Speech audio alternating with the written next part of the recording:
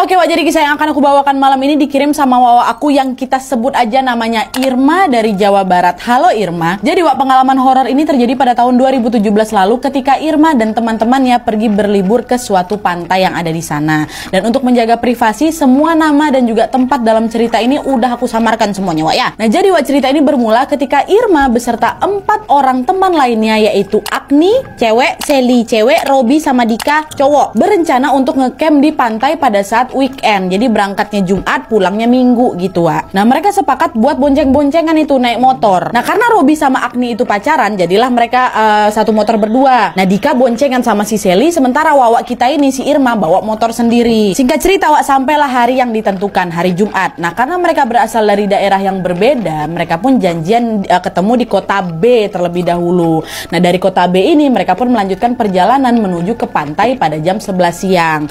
Karena lokasi si pantai ini cukup jauh, akhirnya pada jam 3 sore mereka pun memutuskan untuk beristirahat di pom bensin.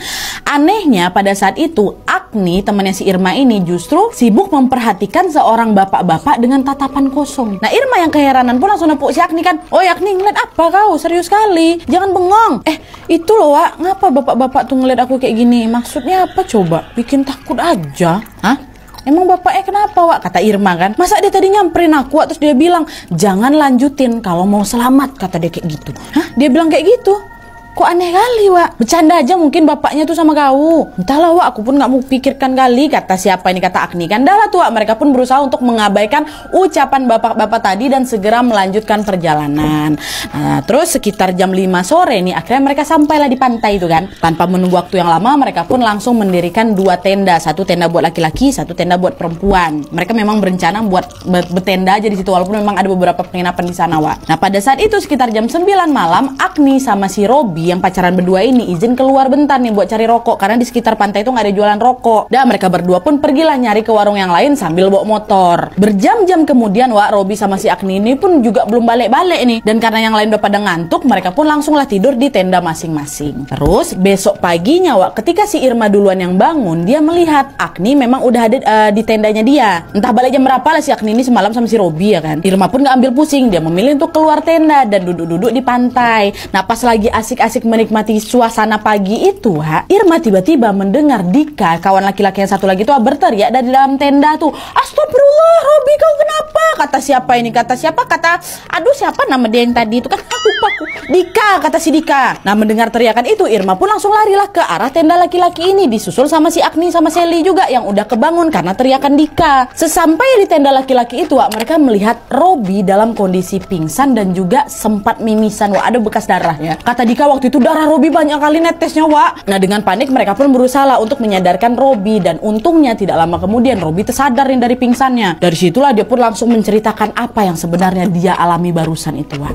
Jadi ceritanya Robi itu waktu dia pingsan itu dia ini bermimpi sedang dikejar-kejar sama 3 orang yang tidak dia kenal. Karena dia panik, Robi pun berlari lah itu kan sekencang-kencangnya, hingga akhirnya tanpa dia sadar dia terperosok tuh masuk ke dalam sebuah jurang. Nah pas dia bangun dari mimpinya, disitulah tiba-tiba dia tuh mimisan gitu ha. Nah setelah mendengar cerita dari Robi, yang lain pun berusaha untuk menenangkan si Robi kan. Udah Wak, nggak apa-apa, cuma mimpi aja itu. Ya udahlah sekarang kita cari sarapan aja yuk, kata mereka. Nah Robi yang waktu itu memang masih lemas sekali Wak, akhirnya ya udahlah Wak, kalian aja duluan, aku di tenda aja, kata si Robi. Dan pada saat itu dia juga ditemanin sama pacarnya si Agni, jaga-jaga kalau nanti Robi ini pingsan lagi ya kan. Udahlah kami titip aja lah Wak, kata siapa ini? Kata Agni. Alhasil yang pergi cari sarapan cuma siapa? Bertiga aja, si Irma, si Sally sama si Dika kan. Nah nggak jauh dari tempat mereka ngecamp itu Wak, memang ada warteg sama tukang bubur. Dika beli makan di warteg, sementara Irma sama Sally beli bubur. Nah pas mereka lagi beli bubur ini, tiba-tiba ada seorang anak kecil Wak ngedekat ke mereka berdua ini. Dan kalian tahu anak ini bilang apa?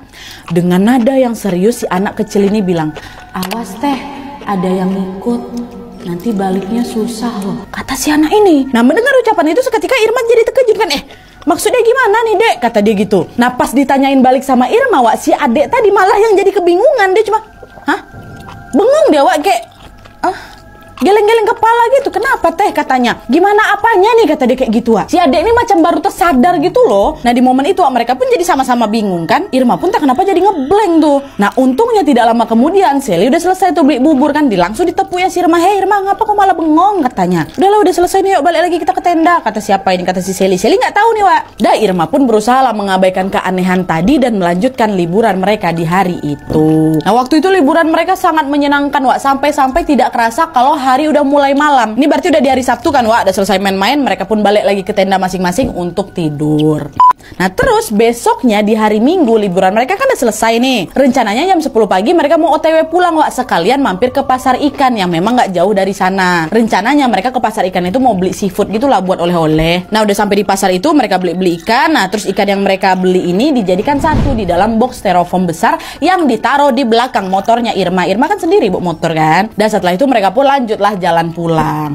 Nah awalnya awalnya Wak, mereka udah nggak mau mampir-mampir lagi itu. Tapi tiba-tiba si Robby nyaranin, Wak kita jalan-jalan ke tempat lain dulu aja lah yuk, pulangnya sore aja biar jalanan nggak panas katanya. Yuk lah Wak, yuk masih panas ini jam-jam segini balik nanti hitam Wak, kata mereka. Dah lah. Akhirnya semuanya pun pada setuju. Alhasil mereka pun lanjutlah liburan lagi ke salah satu pantai di kawasan tersebut. Bukan pantai pertama Wak, pantai lain lagi. Terus tanpa terasa waktu pun sudah menunjukkan pukul 4 sore. Mereka udah puas main-mainnya, mereka pun bersiap-siap lah untuk pulang betulan nih. Nah waktu itu posisinya motornya Robby sama Agni paling depan, di kedua ini motornya Irma paling belakang, baru Dika sama Selida konvoy bertiga ngeng. Nah karena lokasi yang cukup jauh Wak, selama perjalanan itu mereka pakai Google Maps memang. Kalau di Google Maps itu kan rute yang macet tuh kelihatan kan warna merah-merah itu. Nah pada saat itu ternyata rute perjalanan pulang mereka merah panjang kali Wak. Waktu itu mereka mikir kalau mereka nekat ngelewatin rute itu udah pasti bakal kejebak macet berjam-jam waktu itu. Akhirnya gara-gara nggak mau macet-macetan kan, mereka pun mencari rute lain. Agak mutar memang Wak, tapi harusnya ya lumayan lancar lah. Nah rute yang mereka lewati itu atau rute alternatif ini